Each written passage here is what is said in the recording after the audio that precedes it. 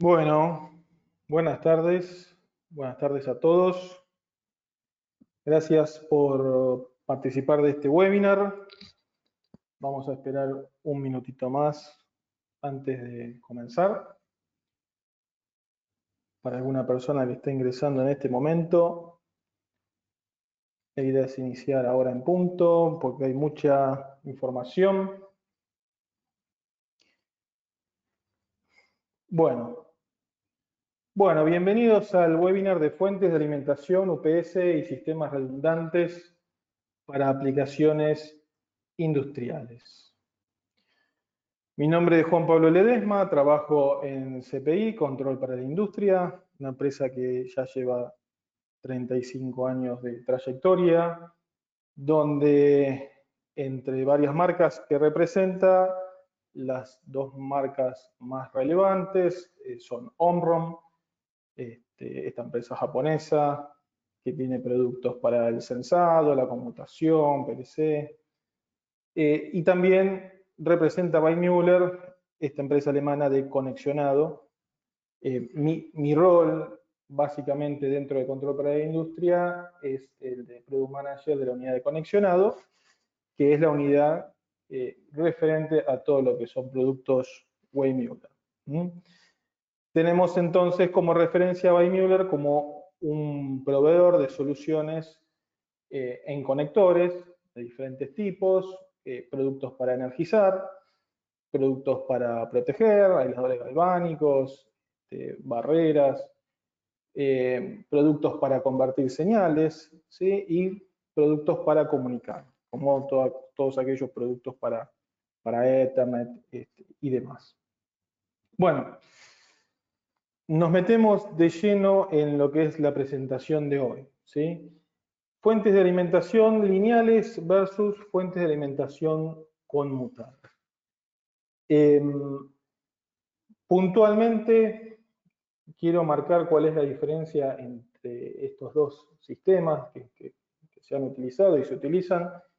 Probablemente mucha gente ya participante de este webinar conozca de lo que voy a hablar, otros quizás no. Bueno, quiero hacer un breve repaso más que nada para saber de qué estamos hablando, ¿sí? Entonces, las fuentes de alimentación, nosotros sabemos que convierten una tensión de alterna disponible en la red eléctrica en una tensión de corriente continua constante que tiene un valor adecuado para alimentar un equipo, ¿sí? Que necesita un equipo para ser alimentado, ¿sí?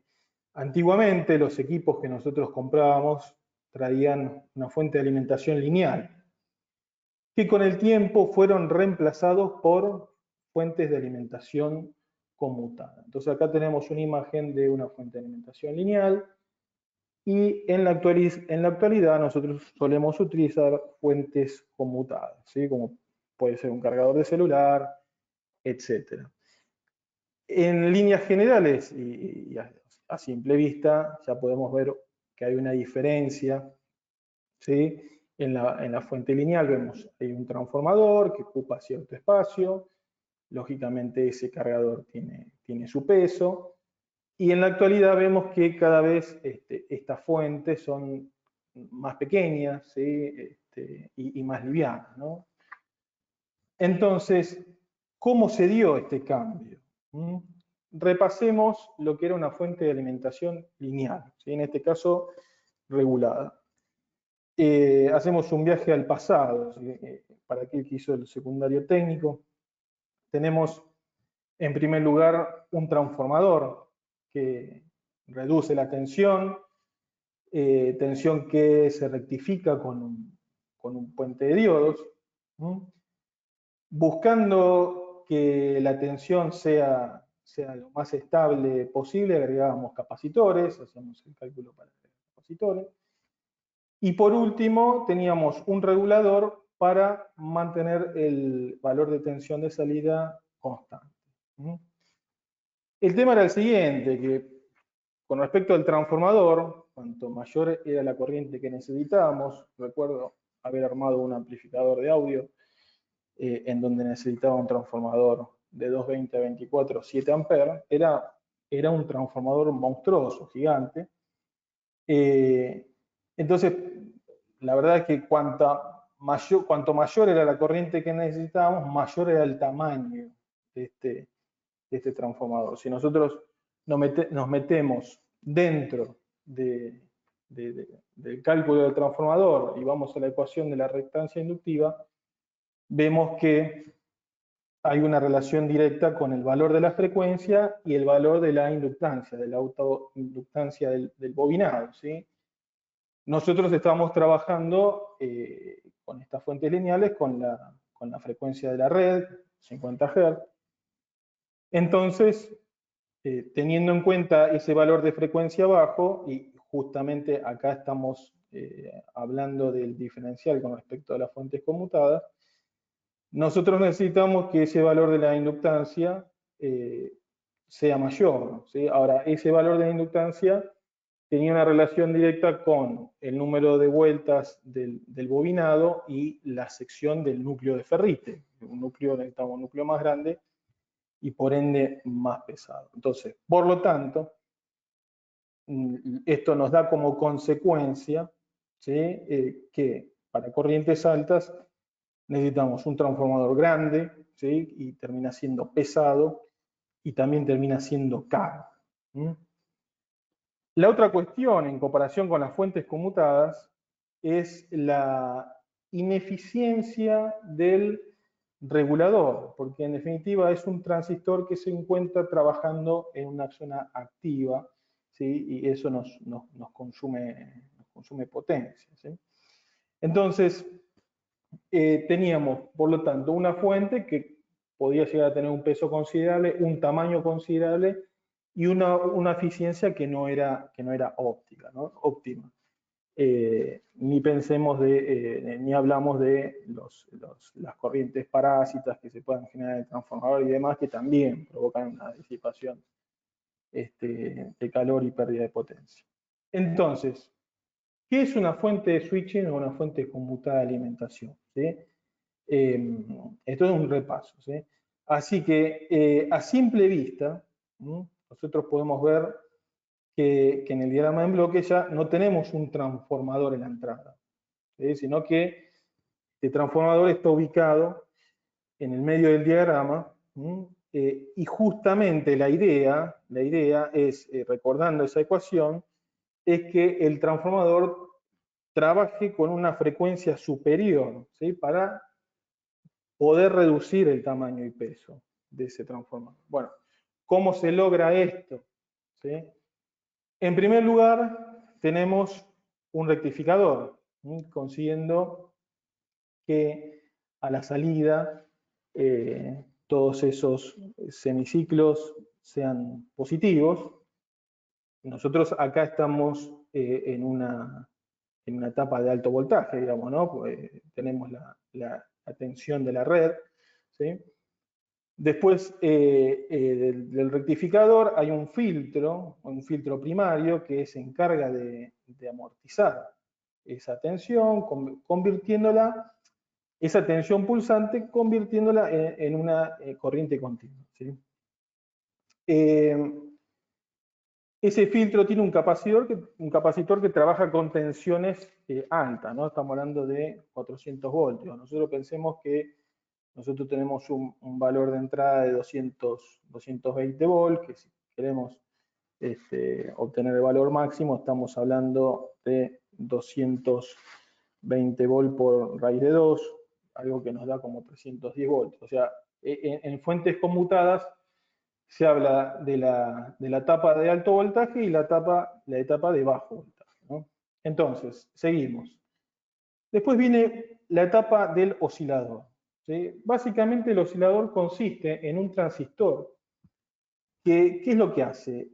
Convierte esa tensión de corriente continua, la convierte en una alterna cuadrada de alta frecuencia.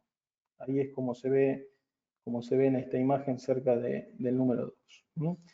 Y acá estamos hablando de unos, puede rondar los 20 kHz, hay modelos con 50 kHz. Entonces, ¿cuál es la cuestión? La cuestión es que estos transistores trabajan en conmutación. o trabajan en corte o saturación. Entonces, esto permite reducir la potencia disipal consiguiendo una mayor eficiencia, ¿sí? En corte o saturación consumen poca potencia. Este tiempo de corte o saturación es regulado por el controlador, que nosotros lo vemos más arriba en el lazo de realimentación, ¿no? Donde la fuente está censando la tensión de salida que vamos a obtener, ¿sí? Y entonces ese controlador va a ser el que justamente maneje a este transistor de alta conmutación. Después de la parte del oscilador tenemos un transformador de pulso, que adecua esta tensión de alterna, ¿sí? Recibida por el oscilador, en una tensión más pequeña, ¿sí? Que ya se va adaptando a la tensión de salida que nosotros queremos tener, ¿sí? Así que, por último, tenemos un rectificador y un filtro secundario, ¿sí? Acá ya estamos hablando de la etapa de bajo voltaje, ¿sí? Que este rectificador, que es un rectificador de media onda, con unos capacitores, ya nos entregan la tensión en corriente continua que nosotros necesitamos, ¿sí? Entonces, para resumir, si la tensión de salida disminuye, la fuente va a reaccionar para corregir ese valor mediante la modulación de ancho de pulso. Y es el gráfico que nosotros vemos ahí en el número 5 con el controlador, ¿sí? El controlador lo que va a hacer es, va a comparar esta señal de salida con una señal de referencia que tiene, ¿sí? Y la va a regular mediante modulación de ancho de pulso, el PWM. Entonces, si nosotros necesitamos, fíjense en el gráfico, si nosotros necesitamos levantar la tensión de salida, este controlador va a hacer que los transistores trabajen para hacer que pase más energía, ¿sí? Si nosotros necesitamos disminuir la tensión de salida, bueno, va a dejar pasar menos, ¿tá? Así que, básicamente, este es el funcionamiento de una fuente switching, ¿no? Donde la clave está justamente en ese oscilador, ¿sí? Aumentando la frecuencia y disminuyendo el tamaño del transformador. Y entre otras cosas, termina siendo una fuente todavía más eficiente que las fuentes lineales. En este gráfico, yo nos estoy mostrando en la entrada algunos bloques que son importantes, que las fuentes de Weissmuller lo tienen, ¿sí? Son bloques que son protecciones, ¿sí? Que evitan que las fallas en la misma fuente o en el circuito que la fuente está alimentado, ¿sí? Se trasladen a la red, ¿no? Y también tienen protecciones de sobretensión que protegen a la misma fuente de cualquier valor que pueda, de superior de tensión que pueda venir por la red, ¿sí? Las fuentes de Weissmuller tienen filtros MC, ¿sí? Que justamente garantizan que la fuente no va a ser afectada por un ruido electromagnético presente en la red. Entonces, estas son cuestiones que a nosotros nos ayudan para poder elegir una fuente confiable. A lo largo de esta presentación vamos a ir viendo cuáles son estos indicadores que nosotros debemos tener en cuenta. Entonces, fuentes de alimentación de Weissmuller. Nosotros podemos encontrar, Weissmuller tiene una familia muy amplia de fuentes. Puntualmente podemos encontrar 3 líneas destacables como para mostrar diferentes segmentos, diferentes tipos de fuentes. Bueno, estos son 3 modelos de fuentes muy representativos para la marca. Tenemos a la izquierda la fuente peronista, que es la nueva versión de la fuente con gabinete plástico, con formato DIN, que tenía Weissmuller. Es una fuente totalmente renovada. Ahora vamos a ver algunas características. Tenemos el clásico que predomina en el mercado local, que es la fuente de gabinete metálico modelo Proeco. Y a la derecha tenemos una fuente de altísima gama, que es la fuente ProTop. Es una fuente que tiene poco tiempo en el mercado, se lanzó hace 1 año, 2 años. Es una fuente nueva con unas características muy destacables que ahora las vamos a ver. Entonces, con respecto a la fuente de alimentación ProInsta, es una fuente pensada más para el segmento civil, de la construcción, de tableros eléctricos, pensando en edificios, en oficinas. Lógicamente es una fuente de carácter industrial, pero el formato Rielding justamente es a propósito para ese tipo de aplicaciones. Tiene conexión push-in, ¿sí? Con respecto a su versión anterior. Esta versión mejorada ya es con conectores push-in, algo ideal para también aquellos fabricantes de máquinas que necesitan utilizar este tipo de conexión por la cuestión de vibraciones. Podemos encontrar dentro de la clase monofásica, digamos, podemos encontrar una gran variedad de potencias, con salidas de 5 volt, 12 volt, 24, 48. Es una fuente que tiene certificaciones que antiguamente no, es una fuente clase 1 división 2, y también tiene la certificación de clase 2, que es una certificación de seguridad eléctrica que refiere a que no necesita puesta a tierra.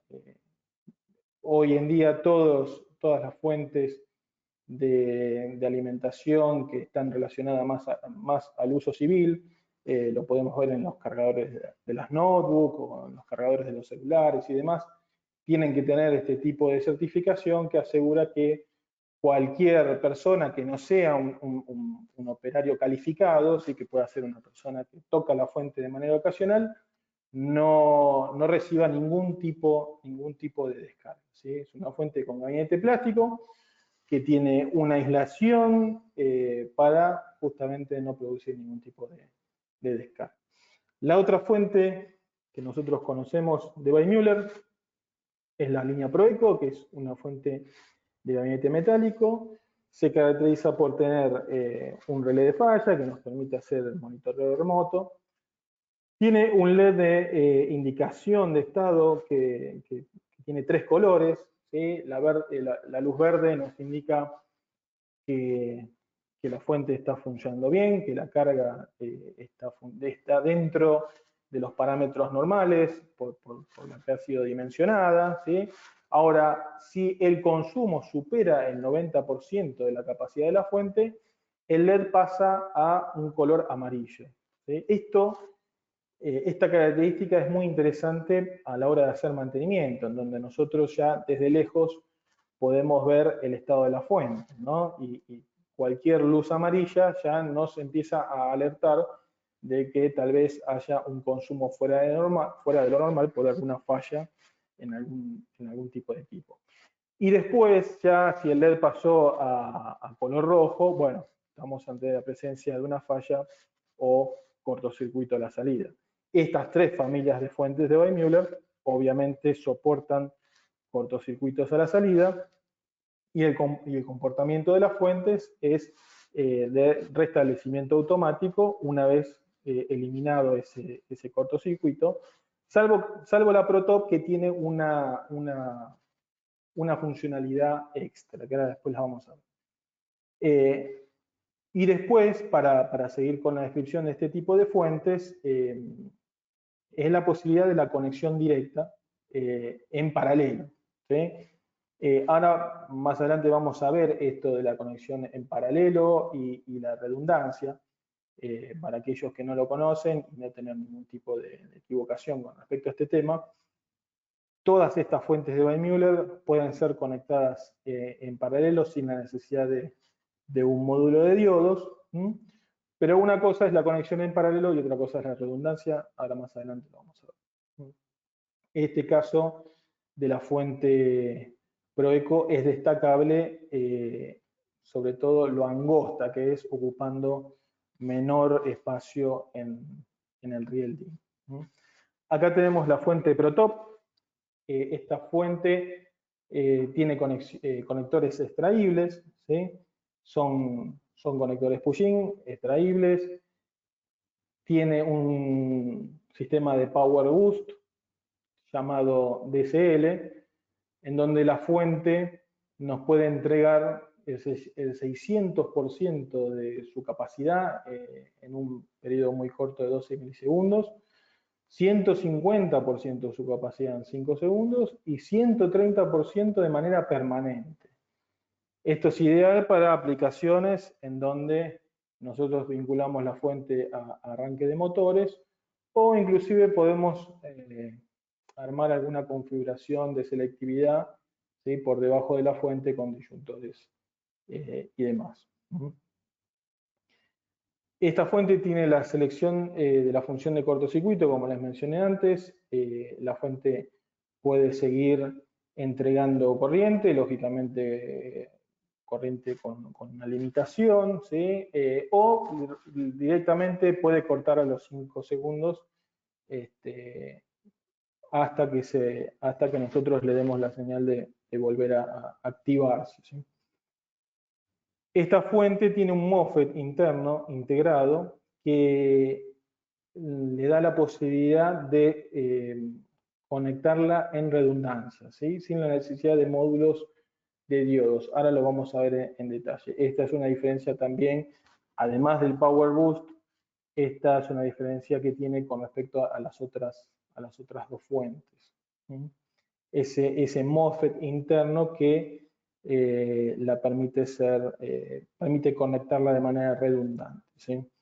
Obviamente nos ahorra comprar un módulo de diodos, nos ahorra espacio en el riel, ¿sí?, cableado, tiempo y demás. Y es la fuente que tiene Weissmuller con comunicación, ¿sí? Hoy en día están disponibles los modulitos de comunicación YoLink y CANopen.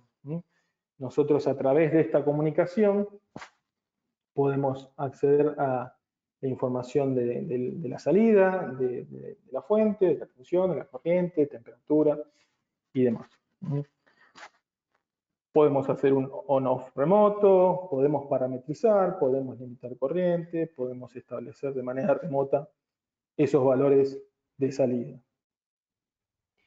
Entonces, para hacer un repaso de estas tres familias de fuentes, de la ProInsta, la ProEco y la ProTop, nosotros tenemos que es conexión push-in, conexión tornillo en la ProEco, conexión push-in con conector en la ProTop. Relé de falla, relé indicador de falla, la ProInsta no lo trae, sí trae el LED, pero no trae un relé de salida, sí lo trae la ProEco y la ProTop, ¿sí? En el caso de la ProTop, no solo el relé, sino también tiene una salida transistorizada. El LED de estado, en el caso de la ProInsta, es verde y rojo, en el caso de la ProEco, los tres colores que mencioné antes, y la ProTop tiene esa misma funcionalidad de los tres colores de acuerdo al consumo que tiene la carga en ese momento. El formato de la fuente, la ProInsta lo mencioné, es el formato DIN. En el caso de la ProEco y la ProTop, siempre Weissmuller va a priorizar el diseño angosto, en el caso de la ProEco, para el caso de los 3 amperes, 24 volt 3 amperes, la fuente va a ocupar un ancho de 34 milímetros y en el caso de la ProTop 35 milímetros, con toda esa funcionalidad que tiene, ¿no? Estamos hablando de una fuente con Power Boost. En paralelo, nosotros podemos conectar entre 3 y 5, depende del modelo, fuentes directamente sin diodos, en el caso de la ProEco 5, y en el caso de la ProTop podemos conectar hasta 10 fuentes en paralelo, considerando también la cuestión de redundancia que ahora vamos a ver. Para tener en cuenta otras características que nos pueden ayudar a la hora de elegir una fuente, está el indicador MTBF, ¿sí?, que es el indicador de fallas, digamos, el tiempo promedio entre fallas. En el caso de la ProInsta es de 750.000 horas, en el caso de la ProEco es de 500.000 horas y en el caso de la Protop es de 1.000.000 de horas, ¿sí? Ahora lo vamos a ver en detalle esta cuestión del MTBF, ¿no? La eficiencia de las fuentes las tenemos acá en esta presentación. 89% para la ProInsta y la ProTop, 87% para la ProEco. Estamos hablando de una eficiencia alta, algo que nos permite ahorrar en el consumo de energía. Lógicamente es un valor importante a tener en cuenta. Nosotros pensemos que obviamente en el mercado hay un montón de variantes de fuentes disponibles. Bueno, estos valores son interesantes de analizar para poder comprender que Weissmuller fabrica fuentes pensando en la calidad y las prestaciones, ¿sí? El valor de Ripple es menor o igual a 50 mV pico a pico, es algo que se mantiene en las tres fuentes. Y esto también es importante, que es la aislación entre entrada y salida. Recordando el diagrama en bloques de una fuente conmutada, lógicamente ese transformador de pulsos es una manera de aislar la entrada y la salida, y la realimentación, en donde nosotros teníamos el controlador, se terminaba vinculando al oscilador por medio de un optoacoplado. Bueno, la aislación, según los ensayos bajo norma, los resultados que dieron de estas fuentes, bueno, determina que la ProInsta tiene una aislación entre la entrada y salida de 4 kV, en el caso de la ProEco 3 kV, y en el caso de la ProTop 3,5 kV, ¿sí? La tensión de salida es regulable, estamos viendo la referencia en el caso de las fuentes de 24 volt, van desde los 22 hasta los 28 volt de salida. Acá podemos ver la curva de las salidas de las tres fuentes y la pérdida, y podemos ver a simple vista la pérdida de potencia en relación con la temperatura. También otro factor importante al que la fuente lógicamente está sometida, ¿no? Podemos ver en el caso de la ProInsta que esta pérdida de potencia empieza a partir de los 55 grados, en el caso de la ProEco igual, y en el caso de la ProTop ya vemos que la curva arranca en el 130%, entregando el 130% de su capacidad. Esto lo puede hacer hasta los 40 grados, después empieza a bajar, y bueno, en el 100% de su capacidad, esta desviación comienza a darse a partir de los 60 grados. Algo que quiero aclarar es, como una consideración importante, es lo que tiene que ver con la conexión en paralelo y la conexión redundante, porque me he encontrado con algunas hojas técnicas de fuentes de la competencia y del mercado, en donde se refieren a esto como si fuese lo mismo, y en realidad atención que no es lo mismo. Entonces, conexión en paralelo. ¿Para qué yo necesito conectar fuentes en paralelo? Bueno, se utiliza para aumentar la potencia de salida, ¿sí? Entonces, vamos a encontrar en algunas hojas de especificaciones que dice aumentar la potencia de salida o redundancia. Bueno, atención, ¿sí? En el caso de la ProTop, como expliqué que tiene ese MOSFET a la salida, bueno, sí vamos a encontrar que esto es para justamente aumentar potencia o también obtener una redundancia, pero lo he encontrado en hojas técnicas de fuentes comunes. Atención con eso, porque no es así.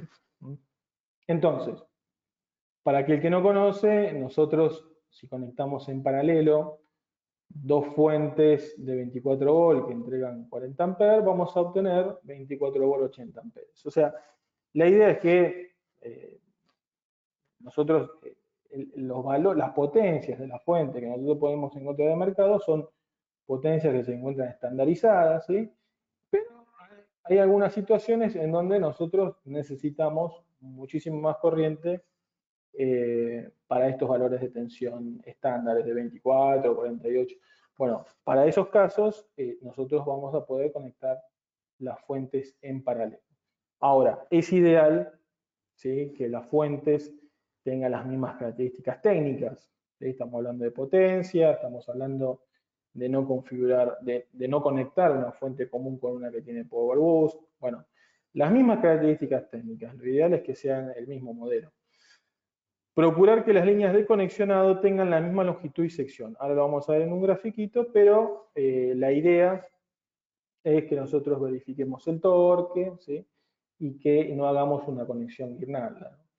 Regular las tensiones de salida de las fuentes, haciendo que la diferencia no supere los 50 milivolts. Ahora lo vamos a ver. Y con respecto a la conexión en redundancia, ¿sí?, redundancia hace referencia a la disponibilidad. Una alimentación redundante consta de varias líneas de suministro independientes entre sí. O sea, algo que va a suceder en una línea de suministro, si sucede algún problema en una línea de suministro, eso no se va a trasladar a la otra línea. ¿Sí? Entonces, cuando sucede esto, que no se traslada, estamos hablando de una alimentación redundante. Viendo el esquema de conexión de fuentes, lógicamente el correcto va a ser de la izquierda, ¿sí?, en donde nosotros nos garantizamos la misma longitud en el conexionado, y evitamos la conexión guirnalda de la derecha porque, por ejemplo, si no ajustamos con el torque correspondiente, Müller tiene destornilladores torquímetro, en donde nosotros podemos ajustar con el torque que indica la hoja técnica. Si queda algún tornillo flojo, es muy probable que al tener la conexión en guirnalda se pierda parte de ese paralelo, ¿no? Entonces, cuando nosotros queremos hacer una conexión en paralelo, tenemos que garantizar esa diferencia de tensión menor a 50 milivolts. Entonces, ¿cómo hacemos? Bueno, nosotros vamos a regular las dos fuentes, si fuesen de 24, lo más cercano a 24 posible, y después conectamos los neutros entre sí y medimos la diferencia de tensión entre positivos. ¿Sí? Eso tiene que ser menor a 50. Esta es la manera correcta de calibrar las fuentes para hacer una conexión en paralelo. ¿Sí? Una vez que las contrastamos y nos dio menor a ese valor, bueno, ya podemos hacer la conexión según el esquema que nosotros vimos.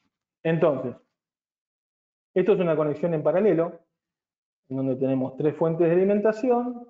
En este caso, hay dos que están funcionando, porque quizás la fuente 1 se desconectó. Ahora, a la derecha, puede pasar que la fuente está alimentando algún equipo que tiene una falla y esa falla perjudica a la fuente. Entonces, en ese caso, esa conexión en paralelo no va a ser redundante, porque justamente esa falla me va a tirar abajo las otras dos fuentes que nosotros tenemos en este diagrama de conexión. Entonces, bueno, es importante diferenciar lo que es una conexión en paralelo para ganar potencia y una conexión o la necesidad de un circuito redundante. Son dos cosas totalmente diferentes. Con respecto al MTBF, es un valor que nos permite, no solo con respecto a fuente de alimentación, sino a cualquier otro tipo de producto industrial que nosotros necesitemos adquirir. Bueno, es un valor que de alguna manera me da un nivel de confianza y que me indica cierta calidad de producto, ¿no? O sea, nosotros en el mercado vamos a encontrar que todos estos productos tienen un valor MTBF. ¿Qué es lo que significa MTBF? Bueno, es el tiempo promedio entre fallos. ¿Ah? ¿Y a qué corresponde? Corresponde al tiempo, ¿sí?, promedio que le va a llevar a un producto a fallar, digamos, ¿no? Al tiempo promedio para fallar de un producto, más el tiempo promedio de reparación del producto. La verdad es que, si bien es la suma de estos dos parámetros, generalmente el tiempo promedio para fallar es significativamente superior al tiempo promedio de reparación, entonces en muchos casos se toma el valor de MTTF congruente con el MTBF, ¿no? Pero lo importante es saber que esto es un valor estadístico, ¿sí? Es un valor estadístico que nos va a indicar un nivel de confiabilidad del equipo, ¿sí? En la mayoría de estos casos, nosotros lo vamos a encontrar expresado en horas, ¿sí?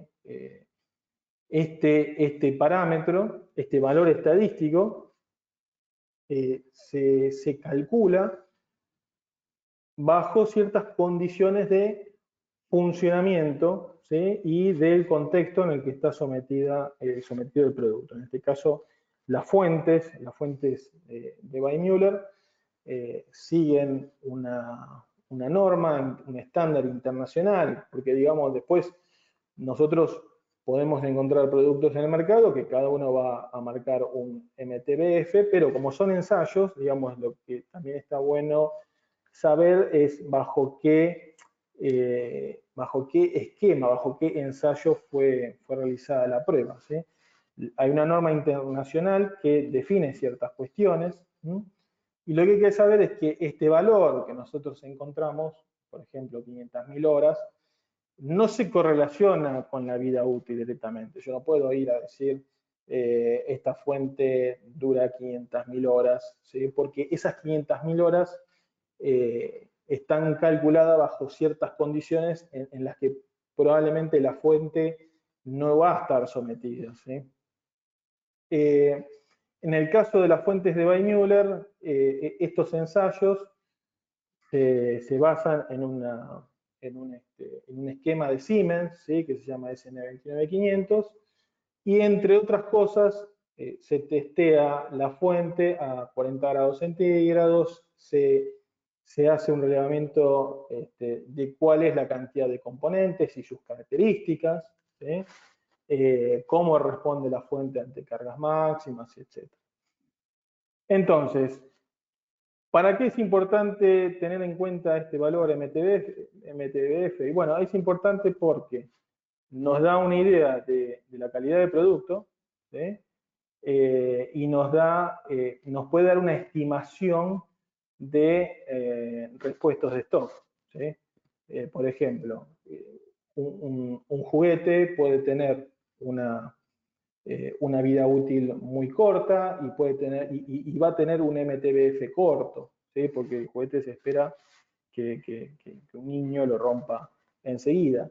Un auto, ¿sí? Si nosotros buscamos en internet valores típicos MTF en relación a vida útil, bueno, un auto va a tener un valor de vida útil muy alto, ¿sí? Y va a tener un MTF bajo, ¿sí? O sea, la idea también es que nos vendan esos repuestos. En el caso de las fuentes, vamos a encontrar que cuanto más alto sea el valor de MTF, bueno, la fuente se supone que es de mejor calidad, ¿sí? Y nos permite hacer estimaciones de repuesto de stock. Y acá voy a dar un ejemplo, ¿no? Si una planta tiene 100 fuentes en funcionamiento, nosotros compramos 100 fuentes de funcionamiento, bueno, si queremos sacar, si queremos tener una idea de cuántas fuentes nosotros deberíamos comprar extra para tener en nuestro armario a modo de stock de repuesto, bueno, nosotros podemos hacer esas 100 fuentes por 8.760, que corresponde a la cantidad de horas que tiene un año, ¿sí? Dividido el MTBF indicado, entonces nos da 1.7. Eso significa que de esas 100 fuentes durante un año, ¿sí? Es probable, porque no dejamos de hablar de una probabilidad, es probable que puedan fallar 1,7. Entonces, nos permite estimar que vamos a necesitar 2 unidades, o por lo menos nos permite dimensionar cuántas unidades debemos tener en stock, ¿sí? Bueno, lógicamente, en la parte de ingeniería, en la parte de compras, estas cuestiones las tienen súper claras. Yo hice un resumen muy por arriba, pero más que nada era para darle unas referencias a los que no conocían. Cuando uno habla de estos valores MTBF y ve toda esa cantidad de horas impresionante, bueno, esos valores sirven puntualmente nos marcan la calidad del producto, ¿sí? Nos metemos en sistemas redundantes. ¿Por qué necesito un sistema redundante? En la industria de procesos, la desconexión total de los componentes del sistema puede generar pérdidas de tiempo y dinero, ¿sí? Inclusive en casos críticos es absolutamente necesario mantener los procesos operativos por cuestiones de seguridad, ¿sí? Entonces, ante cortes de alimentación, bueno, nosotros necesitamos lo que voy a mostrar ahora. Weimöller tiene algunos equipos para redundancia y también tiene equipos para alimentar mediante una UPS 24 volt ininterrumpidos. Bueno, ahora vamos a repasar un poquito eso, pero primero nos metemos en las soluciones redundantes. La redundancia, fundamentalmente entre dos fuentes estándar, ¿sí?, se hace mediante un módulo de diodos, ¿sí? En este caso, les estoy mostrando el módulo de diodos de Weimöller ProDM20. Es una cuestión sencilla. Están conectadas la fuente 1 y la fuente 2 en las dos entradas, ¿sí? Y el módulo tiene una salida, en donde cualquier problema que exista en esta fuente de alimentación 1 o en el cableado, esto no se va a trasladar a la otra línea, ¿sí? Y nosotros a la salida siempre vamos a tener alimentación. Este es el módulo de diodos de Weimöller. Weimöller también tiene un módulo de redundancia. La diferencia con el módulo de diodos es que en vez de funcionar con diodos, funciona con tecnología MOSFET y tiene alguna funcionalidad extra en el equipo, como por ejemplo LEDs que nos van a indicar el estado de cada línea de entrada, ¿sí?, si está operativo o no, si existe alguna falla, un relé de aviso remoto, pero básicamente la idea es la misma, ¿sí? Poder conectar dos fuentes. En este caso este módulo es para una salida de hasta 40 amperes. En este caso, bueno, cualquier problema que exista en la fuente número 1 o en el cableado no se va a trasladar a la otra línea y yo voy a tener garantizado siempre una alimentación para mantener a flote la carga, ¿sí? Bueno, en el caso de la ProTop, que yo les comenté que tenía ese MOSFET integrado, lo que permite es que cualquier problema que pueda llegar a tener la fuente, bueno, la fuente se va a ocupar de no transmitir esa falla a las otras fuentes que están conectadas en paralelo, ¿sí? Y las otras fuentes van a poder seguir operando, ¿sí?, para mantener la carga a flote. Vamos a meternos en los sistemas de alimentación ininterrumpidos, conocidos como SAI.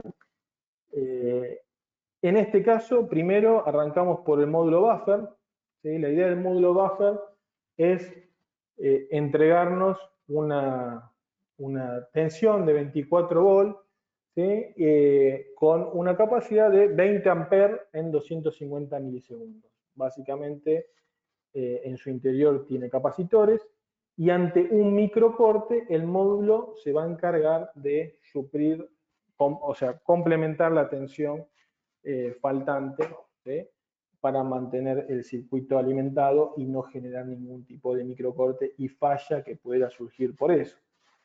Hay muchos casos en donde los microcortes pueden colgar programas de PLC y demás, ¿no? Y eso después trae trastornos para volver a reiniciar todo el sistema. Bueno, este es el módulo buffer, puede entregar 1 ampere en 6 segundos. Esto se dimensiona de acuerdo a la necesidad. Entonces tenemos puntualmente la fuente de alimentación. En este caso vamos a tener una carga que no está respaldada, digamos, ¿sí? Y en este caso, esta carga de salida sí está respaldada por el módulo buffer, ¿sí? Tiene salidas a relé y transistor para el monitoreo remoto. Así que, puntualmente, estas son características del módulo, destacando esa posibilidad de ajuste dinámico de salida, en donde cuando la tensión cae más de 1 volt, el módulo puede estar trabajando como un complemento activo de esa tensión para mantenerla en 24 volts. Esta es la curva de respuesta del módulo. Siempre es interesante, en el caso de Weissmuller, uno puede entrar a la página web, es fácil encontrar los productos. Los productos de Weissmuller tienen un código de 10 dígitos. Nosotros podemos poner en Google esos 10 dígitos y ya nos redirecciona, nos da como primera opción el link directo a la página, bajar las hojas técnicas y ver estas curvas de respuesta para saber si con este módulo buffer nos alcanza para cubrir nuestra necesidad de un microcorte o no. Entonces, en este caso, vemos en esta curva que en 20 amperes a la derecha, bueno, nos va a poder entregar 20 amperes en los 250 milisegundos, ¿sí? Y en el caso de necesitar 6 amperes, perdón, 1 amper, bueno, nos va a poder entregar 1 amper en 6 segundos, ¿sí? Ahora sí nos metemos con los sistemas de alimentación ininterrumpido SAI en 24 volts, ¿sí? Entonces, ¿cómo está compuesto este sistema? Básicamente es una fuente de alimentación con salida 24, más una unidad de control UPS, que ahora vamos a ver que hay 2 modelos, pero es la unidad de control, más el módulo de batería, ¿sí? Estas 3 cosas componen al sistema SAI.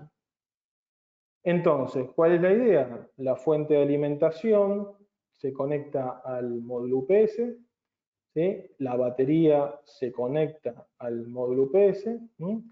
Y la carga que nosotros queremos mantener a flote, ¿no? Respaldar esa tensión, se conecta también al módulo UPS. Acá vemos una carga que no está respaldada, ¿sí? Entonces, mientras la fuente está funcionando, vamos a tener las 2 cargas, los 2 equipos conectados funcionando.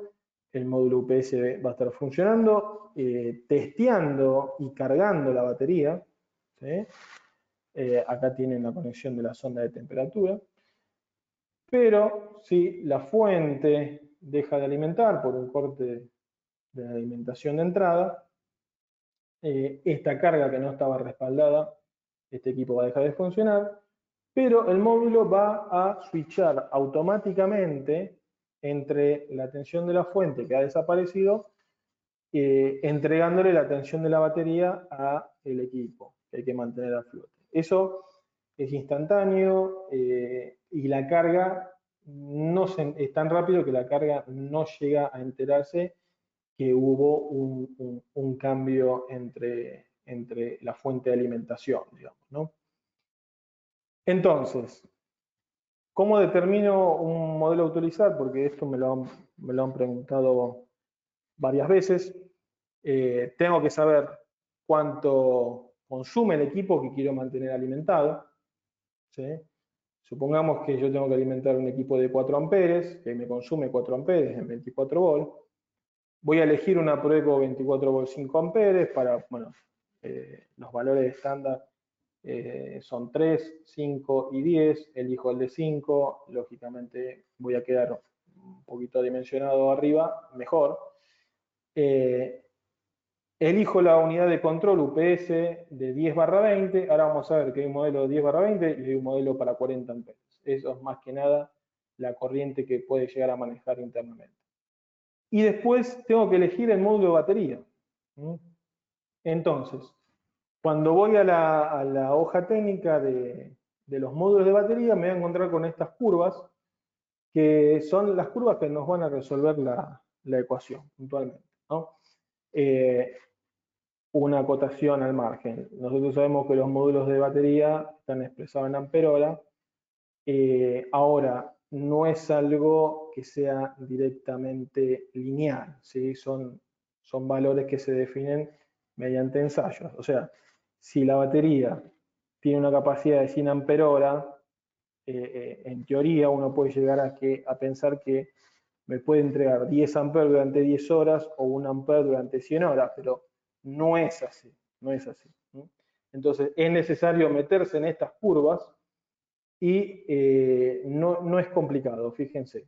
Yo me paro en el eje X con los 4 amperes que voy a necesitar, porque el equipo que quiero mantener a flote me consume eso, y lo único que tengo que hacer es ver qué curva selecciono de acuerdo al tiempo que quiero mantener a flote. Por ejemplo, si yo selecciono un módulo de batería de 1.3 ampere-hora, en el eje Y están los minutos, me va a dar 8 minutos. Voy a poder mantener 4 amperes 8 minutos con ese módulo de baterías.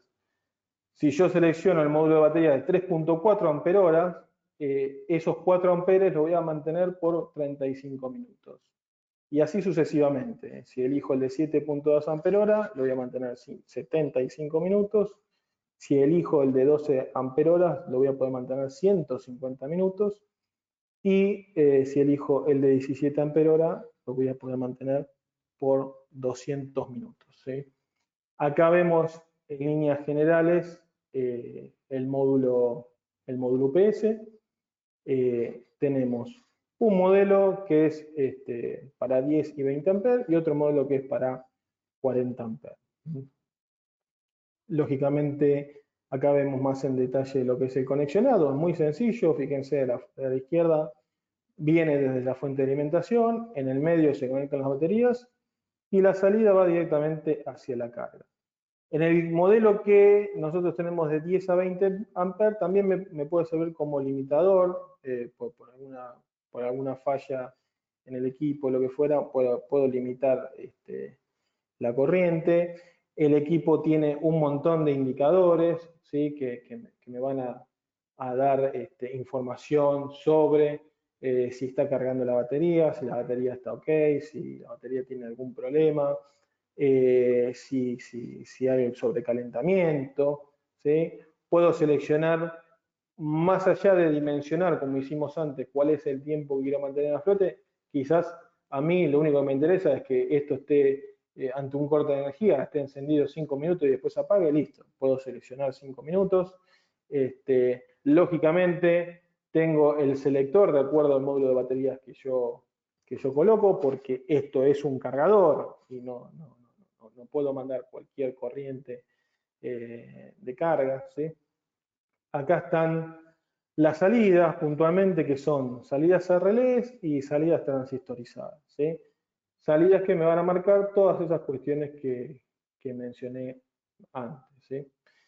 Y también la conexión del sensor de temperatura. ¿Sí? Y el interlock para la desconexión remota. Entonces acá vemos la posibilidad de la desconexión remota, las salidas a transistor y a relés de este equipo.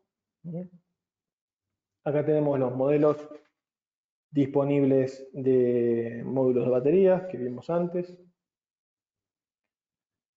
Las características técnicas de cada módulo con las corrientes de carga máxima. Esa corriente de carga máxima, nosotros al setear en el módulo UPS la batería que estamos colocando, internamente el módulo UPS se encarga de mandar este valor de corriente de carga máxima, que siempre ronda el 15% del valor nominal de la batería, y justamente es importante definirlo bien para no perjudicar a las baterías, ¿sí? Que se carguen bien y no exigirlas. ¿Sí? Para ir cerrando, tenemos en Weissmuller, y hablando de redundancia, tenemos un producto que es un fusible electrónico customizable, justamente para hacer una protección selectiva de carga, ¿sí? En 24 volt, donde nosotros, este equipo se llama Maxwell, nosotros tomamos tensión de alimentación de una fuente, viene a este equipo Maxwell, y en el Maxwell vamos a tener diferentes módulos de fusible electrónico que van desde 1 ampere hasta 12 amperes, en donde podemos armar circuitos independientes entre sí y redundantes. Cualquier problema que pueda llegar a existir en alguno de esos circuitos no se va a trasladar a lo demás, ¿sí? Esto es ideal para aplicaciones remotas, donde nosotros podemos inclusive hasta monitorear el estado de cada circuito, podemos hacer una desconexión remota también, ¿sí? Tenemos señales de alarma disponibles, nosotros podemos resetear también remotamente estos fusibles o resetearlos localmente. Entonces, el valor máximo de amperaje para una configuración es de 40 amperes, y nosotros podemos ir vinculando módulos de fusibles electrónicos con borneras de conexión, ¿sí? para hacer las derivaciones a los circuitos que nosotros estamos armando. Quizás podemos combinar varios circuitos a un solo fusible electrónico, o poner un fusible electrónico por cada circuito. Bueno, eso es algo totalmente customizable, en donde nosotros tenemos la libertad de armar el circuito que más nos convenga, ¿sí?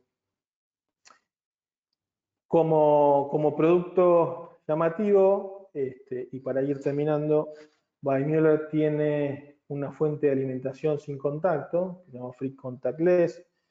En definitiva, es un transmisor de energía. Esta tecnología es la que hoy en día se proyecta para, por ejemplo, los cargadores de celulares y demás, que ya no exista un cable en donde yo tenga que conectar, sino que apoyando un transmisor y un receptor de energía, pueda justamente cargar una batería. Entonces, este equipo lo podemos encontrar en este tipo de aplicaciones, robots móviles, en donde el robot opera, hace un trabajo específico durante el día. Cuando se está descargando su batería, el robot se acerca a una estación de carga y lógicamente se carga sin ningún tipo de conexión de cable y demás. También se suele utilizar en la industria automotriz y autopartista para evitar en los cambios de herramienta la conexión y desconexión de estos patches de cables, que también generalmente se rompen y hay que tener algún patch de repuesto. Se suele utilizar para máquinas en donde hay alguna cuestión rotativa, ¿sí? O en este caso, acá estamos viendo un liofilizador, que básicamente es un procedimiento de enfriamiento para preservar. Ahí estamos viendo vacunas, hay muchos alimentos también en donde podemos encontrar liofilizadores. Bueno, en este caso es un área en donde no puede recibir ningún tipo de contaminación por parte de un operario y lo que fuere. Bueno, están este tipo de fuentes para evitar cualquier problema de conexión de cable de alimentación, lo que fuera. Lo que es conveyor, ¿sí? Cintas transportadoras. Acá vemos a la izquierda cómo las cintas se van cargando. Sistemas de carro puntuales, específicos. Acá puede haber algo relacionado a medicina, lo que fuera. O sistemas de carro que necesitemos de la planta. Bueno, puntualmente, no quiero aburrirlos con más teoría. El funcionamiento es un acoplamiento inductivo resonante, donde hay un núcleo, digamos, abierto, ¿sí? Uno ubicado en el transmisor y otro en el receptor. Lógicamente nosotros necesitamos una fuente de alimentación que nos entregue 24 volts, conectarla al transmisor, y el transmisor, cuando se acerque al receptor de cualquiera de estas formas, fíjense que puede ser frontal, puede ser de costado, puede ser girando, puede inclusive tener cierto ángulo. Bueno, lo que hay que respetar es que la distancia sea de 5 milímetros o menor, ¿sí? Entonces, la idea es que desde una fuente que nos entrega una alimentación, nosotros nos conectamos a un transmisor, el transmisor enviará la energía al receptor cuando esté a menos de 5 milímetros, y si estamos, por ejemplo, alimentando un robot autónomo, se cargará una batería y el robot trabajará mientras tenga carga, ¿sí? La idea es que la transmisión tiene una limitación de corriente máxima de 10 amperes. Es un equipo IP65 robusto de 10 por 10 centímetros. Viene con accesorios de montaje y soporte, conectores especiales en donde nosotros podemos transmitir no solo conectamos la fuente, sino que también podemos conectar señales, ¿sí? Señales que, si yo tengo un PLC vinculado, me pueda llegar a enterar si el transmisor y el receptor están alineados, darle la orden de empezar a transmitir energía. Previamente, quizás mi PLC desconectó algunos circuitos que puedan llegar a tener, sufrir algún daño o lo que fuera. Bueno, puedo transmitir, no solo conectar potencia, sino que también voy a tener las señales de referencia de acople y desacople, de activación y desactivación de la transmisión. Esta es la potencia de salida según la distancia. Para terminar, ya estamos en 1 hora cumplido. Acá donde nosotros vemos que la situación ideal según la temperatura ambiente, nosotros ¿cuándo vamos a poder transmitir 10 amperes, que sería la situación óptima? Bueno, cuando esta distancia sea de 5 milímetros, bueno, a una temperatura de 30 grados voy a necesitar casi o un poco menos de 2,5 milímetros de proximidad, ¿sí? Para poder transmitir toda la potencia posible, que serían los 10 amperes, ¿sí? Para situaciones de 40 grados voy a necesitar que el transmisor y el receptor estén aún más cerca. Bueno, este fue un repaso bastante breve y rápido sobre fuentes de alimentación. Si tienen alguna consulta, me la pueden hacer ahora, si no me mandan algún correo. Les agradezco a todos la presencia, el tiempo, ¿sí? Acá tienen mi contacto, ¿sí? Por cualquier cuestión que necesiten resolver, me llaman o me mandan un WhatsApp o me mandan un correo. No hay ningún tipo de problema y les voy a contestar y compartir información. Bueno, les agradezco a todos y que tengan una buena tarde.